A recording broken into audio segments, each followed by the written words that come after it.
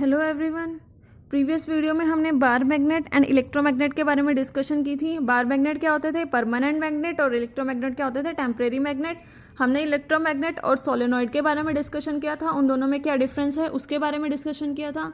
Now अब आप एक क्वेश्चन सॉल्व कीजिए। The magnetic force in a given region is uniform. Question में क्या गिवन है कि जो मैग्नेटिक फोर्स है वो कैसी है, यूनिफॉर्म मैग्नेटिक फोर्स है, सॉरी फील्ड है, यूनिफॉर्म मैग्नेटिक फील्ड है। Draw a diagram to represent it.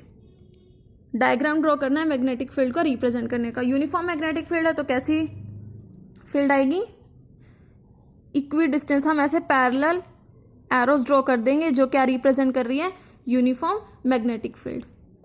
यहाँ पे सपोज नॉर्थ पोल, यहाँ south pole, and these representing magnetic field lines.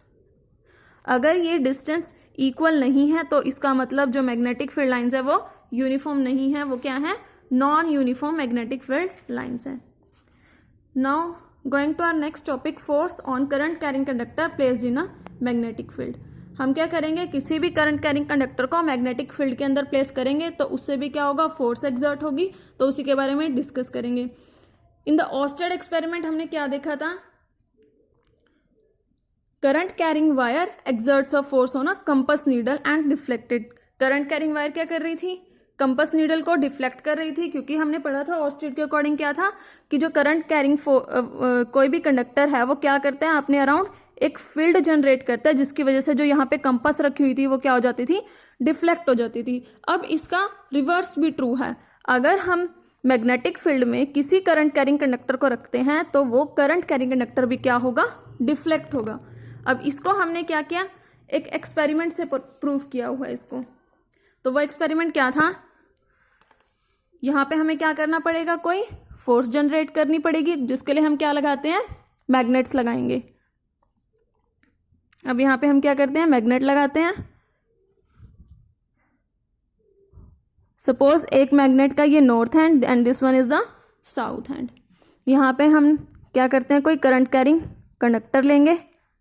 Suppose ये कोई वायर ले ली जो क्या है, current carrying conductor. This one is the south hand. अब यहाँ पे इसको हैंग कर दिया। सपोज कोई यहाँ पे ए ले लेते हैं एंड जिससे इसको हैंग किया हुआ है, और इसको किससे कनेक्ट कर दिया, आगे बैटरी से, बैटरी का positive and and this one is the battery का नेगेटिव एंड।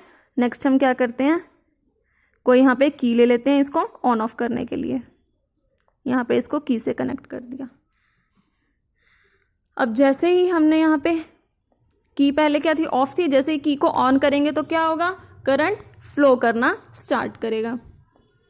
जैसे करंट फ्लो करना स्टार्ट करेगा, एक सर्किट कंप्लीट हो गया। अब क्या होगा, यहाँ से मैग्नेटिक फील्ड लाइंस भी जनरेट हो रही हैं। अब उस वजह से क्या होगा, जैसे ही मैग्नेटिक फील्ड लाइंस के कांटेक्ट में आएगी तो ये वायर क्या करती है, डिफ्लेक्ट करेगी, ये साउथ पोल की तरफ डिफ्लेक्ट करेगी, यहां आ जाएगी वायर। सपोज यहाँ पे बी था तो यहाँ पे क्या हो गया, बी डैश। यहाँ पे क्या रखा हुआ है, एक मरकरी लिक्विड रखा हुआ है। मरकरी क्या है, कंडक्टिंग, गुड कंडक्टर है, तो इसीलिए ये क्या कर रहा है, सर्किट को कंप्लीट कर रहा है। और यहाँ से हमने क्या किया, एक दूसरी वायर रख ली जिसको हमने बैटरी की नेगेटिव एंड से कनेक्ट किया, और जो ये पहली वाली वायर थी इसको क्या किया है, बैटरी के पॉजिटिव एंड से कनेक्ट किया हुआ है। अब जब ये मरकरी के अंदर डिप है एंड स्विच क्या है, ऑन है, तब क्या है, सर्किट कंप्लीट। तो करंट क्या करना स्टार्ट करेगा, फ्लो करना स्टार्ट करेगा। वायर क्या होगी, डिफ्लेक्ट हो जाएगी, किसकी साइड, साउथ की साइड। यहां आ गई वायर।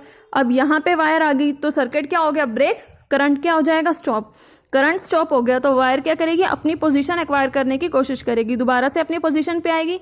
जब वो अपनी पोजीशन बी पे आएगी, मरकरी के अंदर फिर से डिप हो जाएगी, फिर से क्या होगा, सर्किट ऑन हो जाएगा और करंट फ्लो करना स्टार्ट करेगा। फिर से क्या होगी, वायर की डिफ्लेक्शन होगी।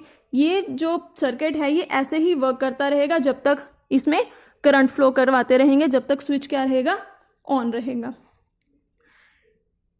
अगर इसमें करंट की डायरेक्शन को हम अपोजिट कर दें, सपोज यहाँ पे हम नेगेटिव, यहाँ पे पॉजिटिव, और करंट की डायरेक्शन ऐसे ले लेते हैं अपोजिट डायरेक्शन में।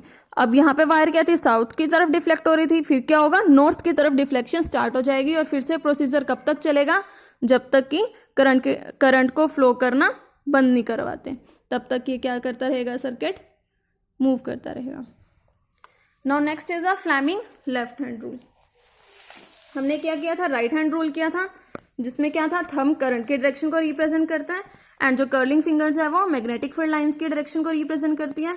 नाउ अब हम क्या डिस्कस करेंगे, Fleming's left hand rule and Fleming's right hand rule.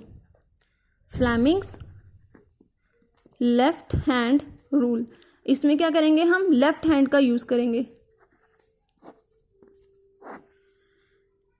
इसमें क्या होगा, होल्ड दी फोर फिंगर को होल्ड करना है, centre finger and thumb in of your left hand at right angles. तीनों जो लेफ्ट हैंड की जो four finger, centre finger and जो ये थंब है, इसको हम क्या करेंगे, तीनों को परपेंडिकुलरली एडजस्ट करेंगे। ऐसे परपेंडिकुलरली इसको क्या करेंगे, एडजस्ट करेंगे। परपेंडिकुलरली एडजस्ट करने के बाद adjust your hand in such a way that four finger points in the direction of magnetic field. जो फोर फिंगर है वो कहाँ पॉइंट कर रही है, मैग्नेटिक फील्ड के डायरेक्शन में। Centre finger points in the direction of current and thumb gives the direction of motion या फिर फोर्स। क्या था कि जो हमारी फोर फिंगर है वो क्या देती है, direction of magnetic field, centre finger direction of current and thumb gives the force direction of force. इसको लर्न करने का एक ईजी तरीका भी है, फोर फिंगर और मैग्नेटिक फील्ड मतलब फील्ड भी किससे स्टार्ट होती है, एफ से, और फोर फिंगर भी एफ से।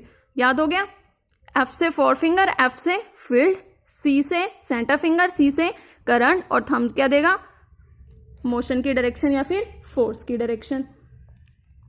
आप ये लिख लीजिए, hold the fore finger, the centre finger and the thumb of your left hand at right angles to one another. Adjust your hand in such a way that four finger points in the direction of magnetic field, center finger points in the direction of current, then the direction in which thumb points give the direction of force।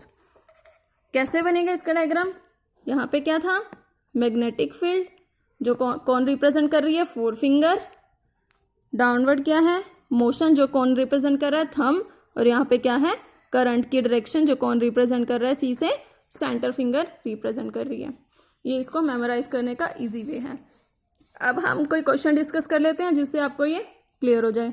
Suppose कर लेते हैं यहाँ पे दो magnet ले लिए, जिससे क्या हो रही है, फील्ड प्रोड्यूस हो रही है इस डायरेक्शन में। यहाँ फील्ड प्रोड्यूस होगी, मैग्नेटिक फील्ड की डायरेक्शन ये थी, हमने क्या किया, कोई करंट कैरिंग कंडक्टर ले लिया। अब इसमें क्या करेंगे, फिर से Fleming's left hand rule apply करना है। हम सपोज कर लेते हैं कि जो करंट की डायरेक्शन है वो इसमें डाउनवर्ड है, तो अब क्या करनी है, इसमें फोर्स की डायरेक्शन कैलकुलेट करनी है। फोर्स की डायरेक्शन कैसे होगी, फिर से हम एडजस्ट करेंगे अपनी फिंगर्स को। Magnetic field line, four finger, centre finger gives the direction of current, ऐसे इसको प्लेस कर लिया। और जो ये थंब है वो कहाँ है, आउटवर्ड, तो आउटवर्ड क्या है इसकी डायरेक्शन ऑफ मोशन। तो ये कहाँ फ्लो करेगी, आउटवर्ड फ्लो करेगी वायर। ये क्या है, इसकी direction of motion. Now next is the Fleming's right hand rule, वो हम मोटर्स एंड जनरेटर में उसका यूज करेंगे। आप अभी फ्लेमिंग्स लेफ्ट हैंड रूल को कंप्लीट कीजिए एंड उससे रिलेटेड न्यूमेरिकल्स ट्राई कीजिए। Thank you.